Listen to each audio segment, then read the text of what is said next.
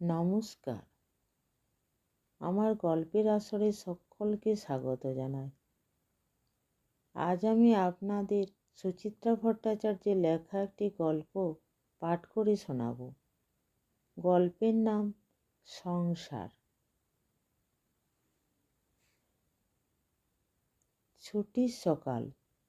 বাজার থেকে ফিরে খবরের কাগজের পাতায় চোখ বোলাচ্ছি। নিখিলেশবাবু এসে হাজির। থমথমে মুখ, দু চোখে গনগন করছে রাগ। আগুনে নিঃশ্বাস ফেলছেন ঘন ঘন। পরনে সেই চিরাচরিত পোশাক, লুঙ্গি আর খদ্দর পাঞ্জাবি, হাতে সর্ষের তেলের ক্যান। অ্যালুমিনিয়াম পাত্রটি ঠং করে মেঝেয় নামিয়ে ধপাস করে সোফায় বসলেন নিখিলেশবাবু। গুমগুমে গলায় বলে উঠলেন, আমি আর সংসারে থাকছি না মশাই, ঢের হয়েছে। নিখিলেশ নন্দীকে আমার প্রতিবেশী বলা যায়। আগে আমার উল্টো দিকে ভাড়া থাকতেন, ইদানিং বাড়ি করে উঠে গেছেন পিছনের গলিতে। তবে এ পথ দিয়ে তাদের নিত্য যাওয়া আসা। এ বাড়িতে তেমন একটা আনাগোনা ছিল না ভদ্রলোকের। সময় কোথায়? সাত সকালে নাকে গুঁজে অফিস ছুটছেন, ধুকতে ধুকতে ফিরছেন রাত 8টা-9টায়। প্রাইভেট কোম্পানির চাকরি। নগণ্য কেরানি থেকে মাঝারি মাপের অফিসার অবধি উঠেছিলেন। মালিকটা তাকে তুঁড়ে খাটিয়েছে জীবনভর। সম্প্রতি অফিস থেকে বাতিল হওয়ার পর নিখিলেশবাবুর এখন অবসরই অবসর। সকাল বিকেল লোকে হাঁটতে যাচ্ছেন, দুদণ্ড দাঁড়িয়ে কথা বলছেন প্রতিবেশীদের সঙ্গে। আমার এখানেও ঢু মারেন হুটহাট। চাটা খান, অফিস জীবনের অতি তুচ্ছ তুচ্ছ কাহিনীও শোনান পরম উৎসাহে। সাদাসিধে নিরীহ গোছের মানুষটিকে আমার বেশ লাগে। সেই নিখিলেশবাবু আজ এমন রুদ্রমূর্তি কেন? নার্ভাস মুখে জিজ্ঞেস করলাম, কি হয়েছে? ছ্যা ছ্যা, কোনো ভদ্রলোক সংসার করে? আপনি মাথা মোড়াননি মশাই, বেঁচে গেছেন বেঁচে গেছেন। বিবাহিত পুরুষদের এ এক চিরন্তন বুলি। দিল্লিকার লাড্ডুর কেস আর কি। দিদিরা আমার বিয়ে নিয়ে চাপাচাপি করলে জামাইবাবুরাই ওই একই গান গায়। হেসে বললাম, বৌদির সঙ্গে জোর হয়েছে বুঝি? হয়েছে মানে উঠতে বসতে বাপ্পাপান্ত করছে। লাইফটা আমার হেল হয়ে গেল মশাই। কোথায় ভাবলাম রিটায়ারমেন্টের পর একটু শুয়ে বসে সুখ করব, বই টই পড়ব, ভালো ভালো গান শুনব। ঘাড় গুঁজে 36 বছর চাকরি করে গেছি জানেনই তো। অফিসে কি টেনশানে থাকতাম। ভেবেছিলাম শেষ দিনগুলো অন্তত একটু শান্তিতে কাটবে। কোথায় কি, বাড়িতে 2 মিনিটও তিষ্ঠতে পারছি না মশাই। বই পড়তে গেলে হাত থেকে কেড়ে নেয়, গান শুনতে গেলে টেপ বন্ধ করে দেয়। বড় গোলামের টুংরি শুনছি, মুখের সামনে এসে অ্যাঁ অ্যাঁ করে ভ্যাংচাতে শুরু করলো। সে কি? কেন? তার লাখো কমপ্লেন। আমি নাকি তাকে সারা জীবন কষ্ট দিয়েছি, তার কোনো স্বাদ আহ্লাদ পূর্ণ করিনি। সে শুধু দাসীবান্দির মতো খেটে খেটে হাড়মাস কালি করেছে। বলে কি জানেন, আমায় কখনো কোনো শখ আহ্লাদ করতে দাওনি, এখন তুমি ফুর্তি মারবে? চলবে না চলবে না। বোঝা গেল। শেষ বয়সে পৌঁছে বৌদি এবার খেপেছেন। খেপতেই পারেন, কষ্ট তো কম করেননি রমলা বৌদি। পাড়ার শুদ্ধ লোক দেখেছি কি জামা কাপড় পরেই না ঘুরতেন বৌদি। সস্তা ছিটে ব্লাউজ, জনতা মিলের শাড়ি। কোনো সামাজিক অনুষ্ঠানেও বৌদিকে তেমন গয়নাগাটি পরতে দেখা যায়নি কখনো। বই ম্যাগাজিন পড়ার শখ ছিল খুব। 2 দিন পর পরই পাড়ার লাইব্রেরিতে ছুটতেন। নিখিলেশবাবু কস্মিনকালেও হাতে করে কোনো পত্রিকা কিনে এনেছেন বলে মনে হয় না। শখ শৌখিনতা, সিনেমা থিয়েটার তো দূরস্থান। বউ ছেলে মেয়ে নিয়ে নিখিলেশবাবু ভ্রমণে বেরিয়েছেন বোধহয় সাকুল্যে বার 2-3। ওই বড় জোর দীঘা গালুডি, আর একবার বোধহয় দার্জিলিং। ব্যাস। স্বামী সঙ্গই বা কতটুকুন পেয়েছেন রমলা বৌদি। কর্তার তো ধ্যান জ্ঞান স্বপ্ন ছিল মাসিক লেজার ক্যাশ বই আর ব্যালেন্স শিট। এ হেন স্বামীর বিরুদ্ধে রমলা বৌদির তো অনেক আগেই ঝান্ডা ওড়ানো উচিত ছিল। গোকুলের মাকে চা চড়াতে বলে এসে সিগারেট ধরালাম একটা, নিখিলেশবাবুকেও দিলাম। নিখিলেশ কখনো নিজে সিগারেট কিনে খান না, তবে দিলে খান। ঠাট্টা সুরেই বললাম, যাই বলুন, বৌদির কিন্তু রাগের লেজিটিমেট গ্রাউন্ড আছে। আপনিও তো সত্যি নেগলেক্ট করেছেন বৌদিকে। আপনি আপনিও এই কথা বলছেন? ছুরি খাওয়া জুলিয়াস সিজার মার্কা মুখে তাকালেন নিখিলেশ। অভিমানে গলা দুলে গেল। বিলাসিতা বর্জন করা খারাপ? আমি নিজে 30 টাকা দামের বেশি শার্ট পরেছি কোনো দিন? কখনো কোনো নেশা করিনি, এক চা ছাড়া, তাও দুধ চিনি বাদ। মালিকরা তো হপ্তায় হপ্তায় পার্টি দিত। এই নিখিলেশ নন্দীকে দৌড়তে হতো হ্যাপা সামলাতে। সেখানে মদের বন্যা বয়ে যেত, কিন্তু দিস পার্সন কখনো সব ছুঁয়েও দেখেনি। লোভ হয়েছে, সুযোগও ছিল, তবু কোনোদিন একটা সিপ পর্যন্ত দিলাম না। নিজেকে কন্ট্রোল করেছি। বলেছি, খবরদার নন্দী, ভালো লেগে গেলেই সাড়ে সর্বনাশ। গরিবের খরা রোগ মানেই লাইফ ফিনিশ। কেন করেছি? হ্যাঁ? মুখ থেকে বেরিয়ে গেল কেন? ওই বউ ছেলে মেয়ের মুখের দিকে তাকিয়ে। আমি বয়ে গেলে ওদের কি গতি? 24 ঘন্টা একটাই চিন্তা, যেন বউ ছেলে মেয়ের মাথার ওপর একটা ছাদ থাকে, যেন তাদের দুমুঠো ডাল ভাতের কখনো অভাব না হয়। অফিস থেকে লোন নিয়ে জমিটা কিনলাম, দেখেছেন তো কত কষ্টে একটু একটু করে বাড়িটা তুললাম। কার জন্যে বলুন? কাদের জন্য? এবার অবশ্য ঘাড় নাড়াতেই হলো। বটেই তো, বাড়ি আর মানুষ কার জন্য বানায়? নিখিলেশবাবুর গৃহ নির্মাণ এ পাড়ায় এক ঐতিহাসিক ঘটনা। লিন্টন অবধি গেঁথে ফেলে রাখলেন বেশ কয়েক বছর।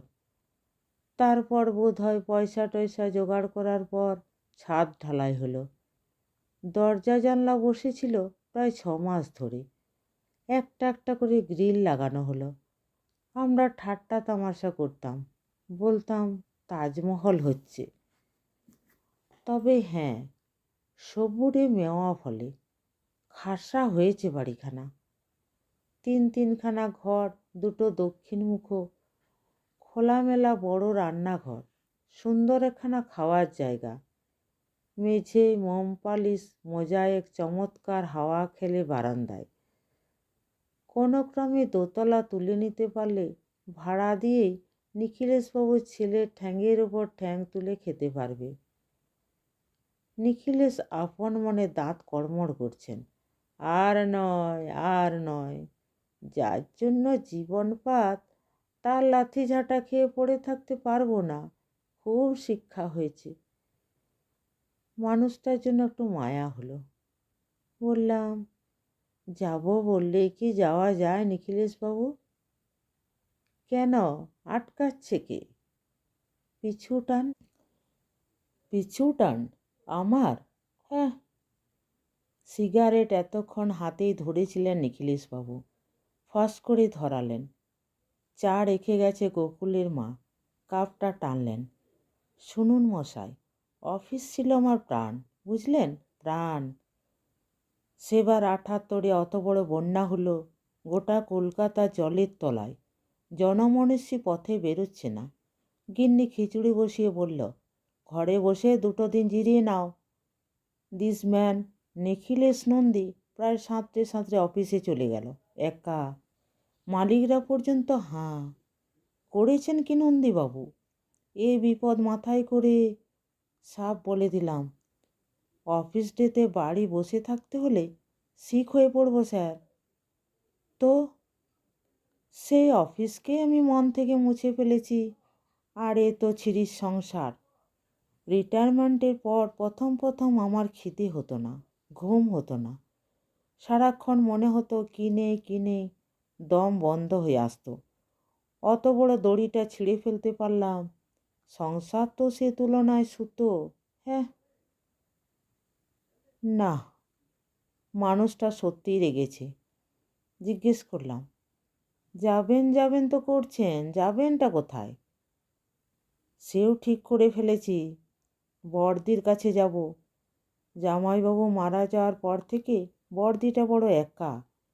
ছেলে থাকে সেই ব্যাঙ্গালোর, হপ্তায় একটা করে এসটিডি, কেমন আছো মা, ঠিক আছো তো মা, আর মাসে মাসে কটা টাকা পাঠানো, ব্যাস ছেলের ডিউটি খতম।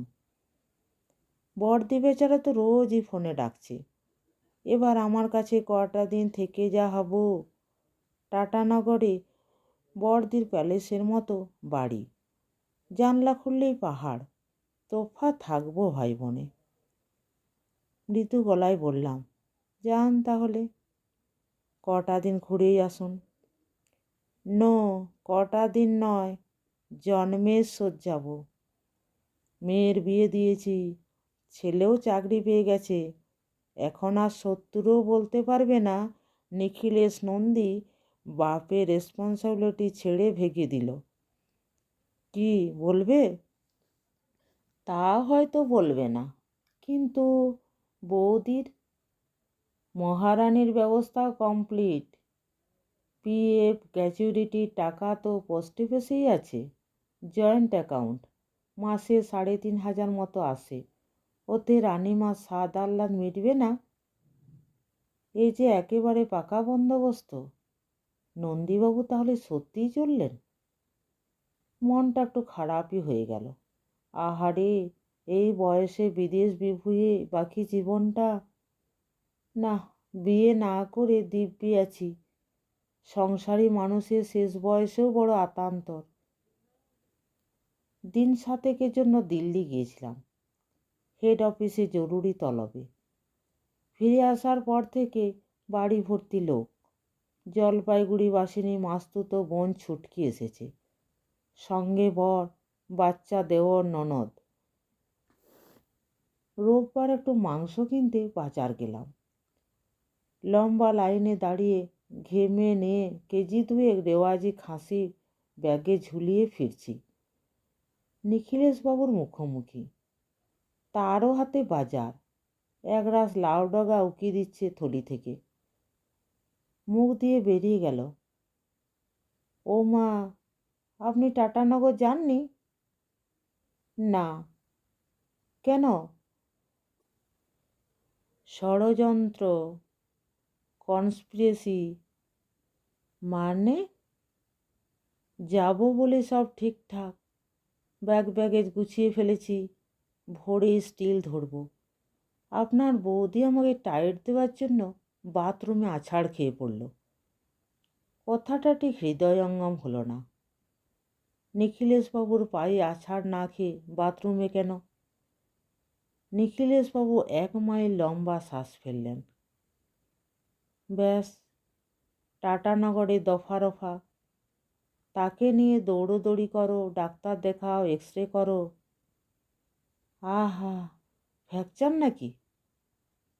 লৌহ মানবীদের হাড় ভাঙে না মশাই, বড় জোর মচকায়। নিখিলেশ মুখ বেঁকালেন। আপনার বৌদি তা বচন 16 আনা, কিন্তু বসে বসে তার ঠ্যাঙের মালিশ করার জন্য ছাই ফেলতে ভাঙা কুলোয় নন্দী। যাক, এক আছাড়ে মান ভেঙেছে তাহলে। মজা করার জন্য বললাম, বৌদিকে তাহলে ক্ষমা ঘেন্না করে নিলেন তো? কখনো না, নেভার। নিখিলেশ বিড়বিড়িয়ে উঠলেন, কি বেইমান মহিলা জানেন? শুয়ে শুয়ে কোকাচ্ছিল, পদসেবা করে খাড়া করে দিলাম। এখন বলে কি না আমি নাকি ইচ্ছে করে সাবান জল ফেলে রেখেছিলাম বাথরুমে। ওই মহিলার সঙ্গে আর আমি থাকি? আরে যেতে দিন। বৌদিকে আর সত্যি সত্যি বলেছে? রঙ্গ করেছে। রঙ্গই বটে, কত নাটক যে জানে। নিখিলেশের ঝাঁঝ বেড়ে গেল। ছেলেটাকেও পুরো কবজা করে নিয়েছে মশাই, জানেন? এখন ছেলেকে দিয়েও সকাল বিকেল অপমান করাচ্ছে। নিখিলেশবাবু ছেলেকে আমি বিলক্ষণ চিনি। মোটামুটি ভদ্র, বিনয়ী, দেখা হলে কাকু কাকু করে, শরীর স্বাস্থ্যের খোঁজখবর নেয়।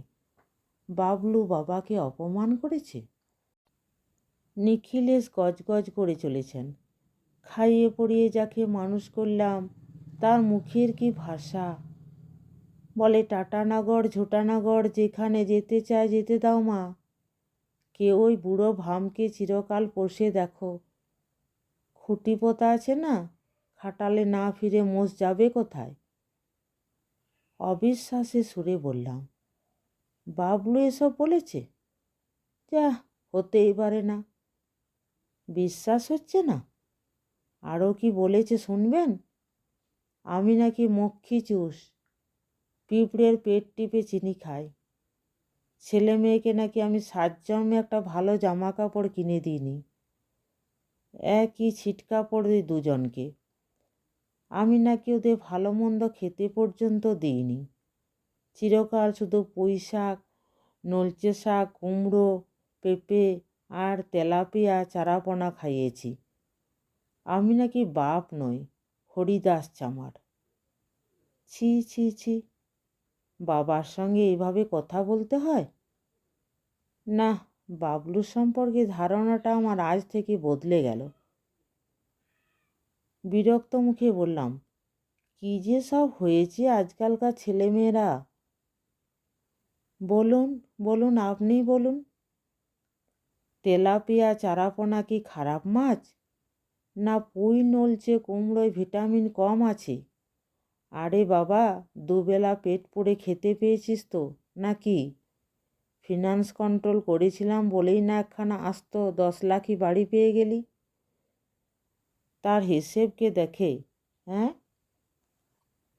ঠিক ঠিক, আমারও গলা চড়ে গেল। তা বাবলু এখন নিজে কামাচ্ছে, গ্যাটের পয়সায় ফুটুনি করে না কেন? মাংস কাবাব যত খুশি খাক না, কে বাধা দিচ্ছে? হুম, নিজের পয়সায় খাবে। সেদিকে তিনি সায়েন্সা, পায় 2,500, আমায় ঠেকায় 500। মাদার্স ট্রেনিং, বাপ যতদিন জিন্দা আছে দুয়ে যা দুয়ে যা। বাকি 2,000-এর কী করছে জানতে চান? মাতাশ্রী গরুরের মতো ঝাঁপিয়ে পড়বেন। ছেলে রোজগারে নজর দাও, লজ্জা করে না? ঠিক আছে, মাল করি দিবি না দিবি না, অন্তত চুপ থাক। উল্টে আমার ওপরেই চোটপাট। বাড়িতে কেন এখনও কালার টিভি এলো না? সাদা কালোয় ন্যাংটো নাচ দেখে সুখ হয় না মা বেটার। আদ্যিকালে ফ্রিজে বরফ জমে তাল হয়ে থাকে, নতুন কেন আসে না? কত বলবো মশাই, লিস্ট করতে গেলে আপনার থলির মাংস পচে যাবে। ও সত্যি, আপনার কিছুদিন বাইরে চলে যাওয়া দরকার। যাবই তো, চলে যাব। গো আই মাস্ট। কাল পরশুর মধ্যেই। তবে টাটানগর নয়, টাটানগরকে ওরা ঝুটানগর বলেছে। নিখিলেশ উদাস চোখে তাকালেন। ডিসিশন ফাইনাল, টাকি যাচ্ছি। খুড়তুতো ভাই আছে, সেও আপনার মতোই ব্যাচেলার। দু ভাই নদীর ধারে বসে থাকবো, ফুরফুরে হাওয়া খাবো, ইচ্ছে হলে নৌকো চড়ব। ফাইন। নিখিলেশবাবুর দিকে সামান্য ঝুঁকে চাপা স্বরে বললাম, সঙ্গে একটা সৎ পরামর্শ দিই। বউ ছেলেকে একটু টাইট দিন। কটা মাস একটা ফার্দিন ঠেকাবেন না। কত মাস ধানে কত চাল বুঝুক। পুরোপুরি বন্ধ করে দেব? নিখিলেশ ঘাড় চুলকোলেন। ভাবছিলাম যদি অল্প করে দিই। কেন দেবেন? বাবলুকে যদি পুরো 2,500-ই সংসারে ঢালতে হয়, তাতেও তো 1,000 তো মিনিমাম লাগেই মাসে। তারপর ধরুন বাবলুর একটা নিজের হাত খরচা আছে, বিড়ি সিগারেট ধরেছে। একেবারে হাত খালি হয়ে গেলে অষ্টপ্রহর আমার গুষ্টি তুষ্টি করবে না? সে এখানে গাল পাড়বে আর আমি ওখানে জিভ কামড়ে মরব। বুঝেছি। আমার গলায় আপনা আপনি ব্যঙ্গ এসে গেল। স্নেহ অতি বিষম বস্তু। না না না, ওসব স্নেহ টেনহ কিছুই নেই আমার, মায়াটাও না। নিখিলেশ তড়িঘড়ি বলে উঠলেন। রিটায়ারমেন্টের পর বুঝলেন, প্রথম প্রথম কদিন ভুল করে 8টার সময় স্নান করে ফেলতাম। ভাবতাম গায়ে যখন জল ঢেলেই ফেলেছি, যাই একটু অফিসে চক্কর মেরে আসি। পরপর গেলামও কদিন। প্রথম দিন খাতিরদারি হলো, দ্বিতীয় দিনও চাটা খাওয়ালো সবাই। তৃতীয় দিন দেখি সবাই কেমন আমাকে দেখে অন্যমনস্ক হয়ে যাচ্ছে। চতুর্থ দিন বসে আছি, বসে বসে কাজকর্ম দেখছি। ছোট মালিক হঠাৎ চেম্বার থেকে বেরিয়ে এলো, হেসে বলল, কি নন্দীবাবু, আপনার পাওনা গন্ডা কিছু বাকি আছে নাকি? ব্যাস, ইঙ্গিতটা বুঝে গেলাম। পরদিন থেকে যাওয়া বন্ধ। এই 7 মাসে অফিসের আর ছায়াও মাড়ায়নি। অফিস আর সংসার এক হলো? এক তো নয়। অফিস আমার অনেক আপনার ছিল। লোকজন সেখানে আমায় মান্যিগণ্যি করত, ভালোবাসত। একদিন আমায় না দেখলে অস্থির হয়ে পড়ত। আর সংসারে তো সবাই জুতো পেটা করার জন্য মুখিয়ে আছে মশাই। অত বড় দড়িটা আমি টুসকি বাজিয়ে ছিঁড়ে ফেলতে পারলাম, সে জায়গায় বউ ছেলে। সুতো সুতো। নিখিলেশের চোখ চকচক করে উঠল। দেখে নেবেন, এবার আমি চলে যাবই, টাকি আমায় টানছে। বলতে বলতে হাঁটা দিলেন নিখিলেশবাবু। থলি লাউডগা নাচিয়ে চলে যাচ্ছেন ধীর পায়ে। 60 বছর বয়সে কেমন যেন কুজোটে মেরে গেছেন মানুষটা। দূর থেকে 7 বুড়োর এক বুড়ো মনে হয়। আহ, বেচারা আবার সত্যিই যেন চলে যেতে পারেন। বর্ষা গিয়ে শরৎ আসার মুখে কলকাতায় বড় ম্যালেরিয়ার প্রকোপ দেখা দেয় প্রতিবারই। স্ত্রী মশাদের আমার ওপর যেন একটু বেশি আক্রোশ। গত বছরও 10 দিন বিছানায় ফেলে রেখেছিল। এবারও কুইনিন গেলার হাত থেকে রেহাই পেলাম না। গোকুলের মা আমায় যথেষ্ট সেবা যত্ন করে, তবু মেজ দিয়ে সে রয়ে গেল কিছুদিন। জ্বর ছাড়ার পরও চিঁচি করছি আমি। মেজদি হাড্ডির জুস, চিকেন স্যুপ করে করে খাওয়াচ্ছে। আর আমি কেন বিয়ে করলাম না, বুড়ো হয়ে যাচ্ছি, এরপর কে আমায় দেখবে, এসব বলে দিন রাত হা হতাশ করে চলেছে। মেজদিকে সান্ত্বনা দেওয়ার জন্য মাঝে মাঝে আমি নিখিলেশবাবুর গল্প শোনাই। সংসারে নিখিলেশ নন্দী হওয়ার থেকে ব্যাচেলার উদয়বরণ চাকলাদার হয়ে বেঁচে থাকা অনেক শান্তির, নয় কি? সেদিনের পর আর নিখিলেশবাবুর সঙ্গে দেখা হয়নি। আমার অসুখের সময়েও আসেননি তিনি। খবর নিয়ে দেখেছি সম্ভবত টাকি চলেই গেছেন। যাক, ইচ্ছামতির তীরেই নয়, শান্তিতে থাকুন ভদ্রলোক। সেদিন সকাল বসে খবরের কাগজ উল্টোচ্ছি। মেজদি হরলিক্স নাড়তে নাড়তে এলো। এবার তো আমায় যেতে হয় রে পল্টু। কেন, অসীমদার এতলা এসে গেছে? হুম, তার ভারী বয়েই গেছে। আমি যত না থাকি ততই তোর মজা। প্রাণের শোকে ঘর দোর নোংরা করবে, অখাদ্য কুখাদ্য আনিয়ে আনিয়ে খাবে, ক্লাবে তাসের আড্ডায় মজা আসে পড়ে থাকবে, একেবারে ছাড়া গরু। এ কি রে, জেন্ডার ভুল করছিস কেন? ষাঁড় বল, নয়তো বলদ বল। বলছি তোর অসীমদাকে। মেজদি হি হি হাসছে। চেয়ার টেনে বসল। একটু আনমনা স্বরে বলল, তিতুল মিতুলের ওপর সংসার ফেলে এসছি। মেয়ে দুটোই বা কী করছে কে জানে। পুজোর কেনাকাটাও কিছু করা হয়নি। যাবি তো যা না, অত ভনিতা করছিস কেন? সংসার তো করলি না, কত রকমের চিন্তা থাকে, তুই কি বুঝবি? সর্বনাশ, আবার পুরনো কাসুন্দিতে ঢুকবে নাকি? কথা ঘোরাতে বললাম, এবার তোরা পুজোর পর কোথাও যাচ্ছিস না?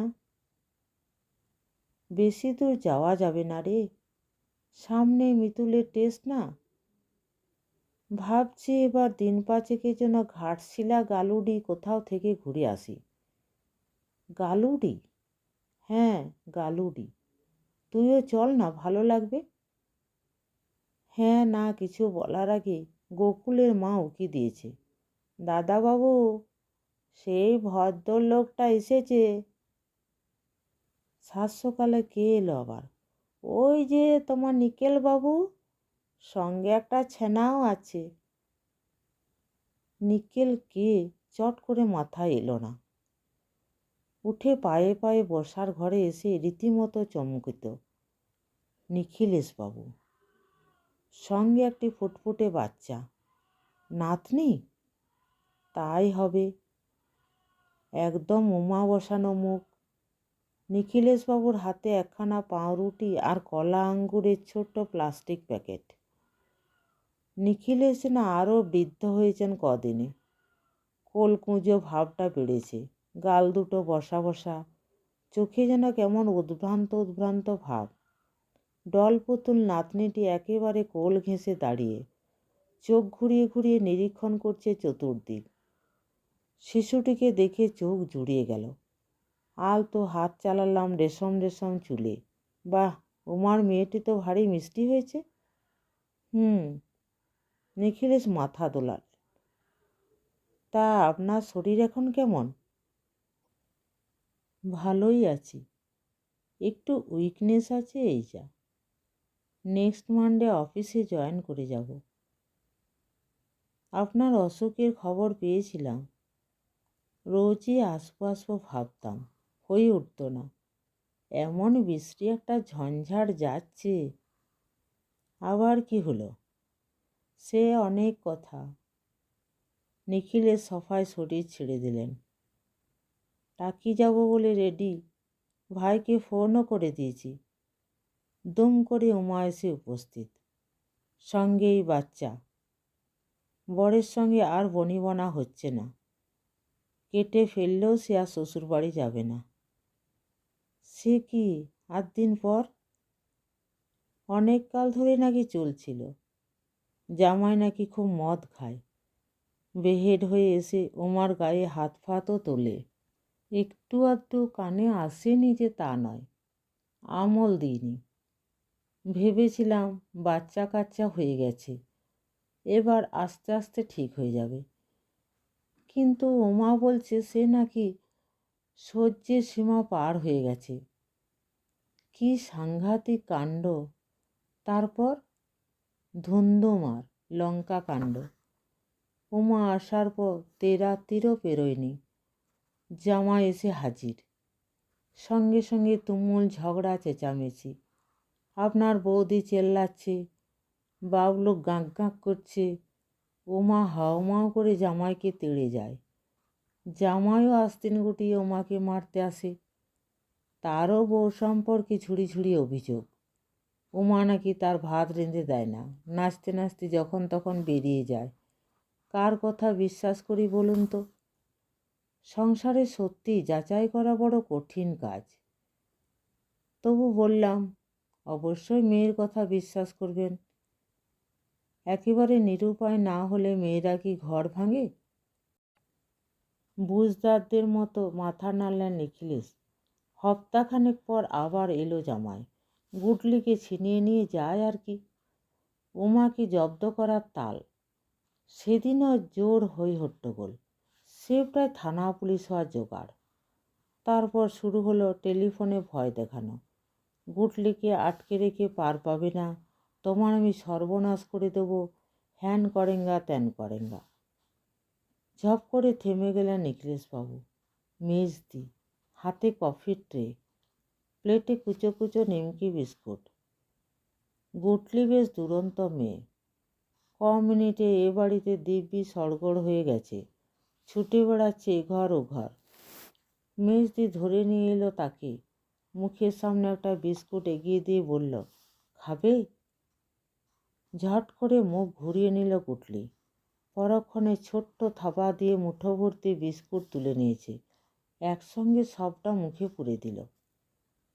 মেজদি মিটিমিটি হাসছিল। গুডলি গালে একটা টোকা দিয়ে কফির কাপ তুলে নিলাম। কিন্তু আপনার জামাইটিকে দেখে তো ভালো ছেলেই মনে হতো। নিখিলেশবাবু নিরুত্তর। আড়ে আড়ে মেজদিকে দেখছেন। মেজদি বুঝি নিখিলেশবাবুর সংকোচটা টের পেল, সরে গেছে রান্নাঘরে। ফের নিখিলেশের মুখে কথা ফুটল। ভার ভার গলায় বললেন, ভালো দেখেই তো বিয়ে দিয়েছিলাম মশাই। সুন্দর চেহারা, ব্যাংকের অফিসার, 5 ফিগার মাইনে, বর্ধমান টাউনের উপর নিজেদের বাড়ি, ফ্যামিলিটিও মোটামুটি শিক্ষিত। আমরা আর এর বেশি কি চাই বলুন? আমাদের তো এই এক দোষ, পাত্র কেমন দেখি, ছেলে কেমন দেখি না। নিখিলেশবাবুর মগজে যেন কথাটা ঢুকলই না। ফ্যাল ফ্যাল তাকিয়ে রইলেন একটুক্ষণ, তারপর বললেন, তাও হয়তো একটা মিটমাট হতো। ওমার সব ভেস্তে দিল। কীরকম? আমি এর মধ্যে একদিন বর্ধমান গিয়েছিলাম। কবে? কেন? এই তো গেল হপ্তায়। ওমার শ্বশুর শাশুড়ির সঙ্গে সরাসরি কথা বলতে। 5 বছর হলো বিয়ে হয়ে গেছে, একটা বাচ্চা রয়েছে। ওমা গুটলির ভবিষ্যৎটাও তো দেখতে হবে। তারা কি বললেন? ওরাও মিটমাট চাইছেন, ছেলেকে যথেষ্ট বকাঝকাও করেছেন। আমার রিকোয়েস্টে বেয়াইমশাই এসেও ছিলেন ওমার কাছে। এই তো পরশু। কী ব্যবহারটাই না করলো আমার মেয়ে! ছি ছি ছি, যা নয় তাই শুনিয়ে দিল।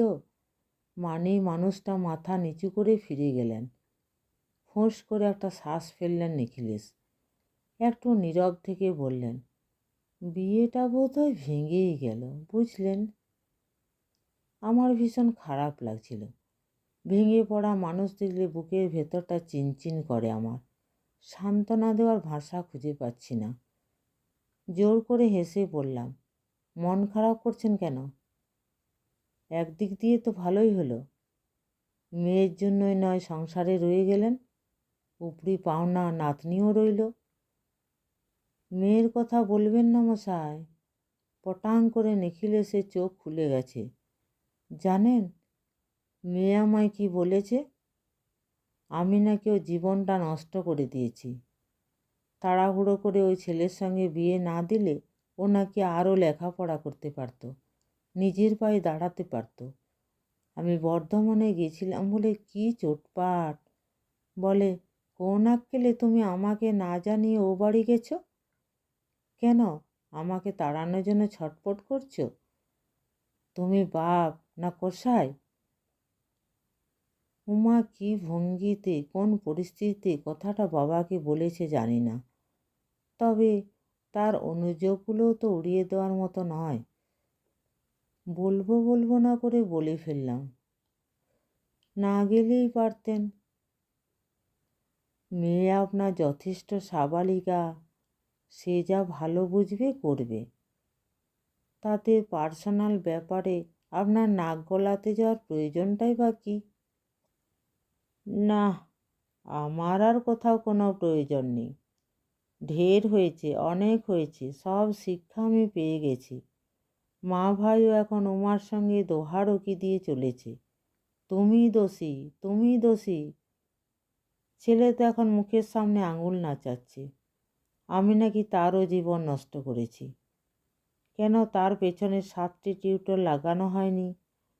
চিরকাল মালিকদের তেলুয়া হয়েছিলাম, তবু কেন ওকে আমাদের অফিসে ঢুকিয়ে দিতে পারলাম না? ভাবুন, যে যার জীবন নিজে তৈরি করবে, আমি কেন চামচে করে খাইয়ে দেব? তুই যদি বিকমে অনার্স না রাখতে পারিস, সে কি আমার দোষ? আমার জন্য কে কবে কি করেছে। আমি একটু একটু করে উপরে উঠিনি নিজের চেষ্টায়। নিখিলেশবাবুর গলা ধরে এলো, চোখের কোণ দুটো চিকচিক করছে। মানুষটার শীর্ণ হাতে হাত রাখলাম, মৃদু চাপ দিয়ে বললাম, শান্ত হন। শান্ত আমি হয়েই গেছি। হাতটা আস্তে আস্তে ছাড়িয়ে নিলেন নিখিলেশ। নিস্তেজ গলায় বললেন, এদিকের পাট সব চুকিয়ে ফেলেছি, সব। পোস্ট অফিসে টাকাটা মেয়ের আর মায়ের নামে জয়েন করে দেব। বাড়ি অর্ধেকটা ছেলের নামে থাকবে, অর্ধেক মা মেয়ের নামে। থাক তোরা সুখে, আমার ছায়াও আর তোদের দেখতে হবে না। যা, তা হয় নাকি? এখন তো আপনার আবার একটা নতুন মায়া এসে গেল। কে? গুটলি? আরে দূর, মায়াটায় আমার কিচ্ছু নেই, সব অনিত্য। এ আমি ষাট বুঝেছি।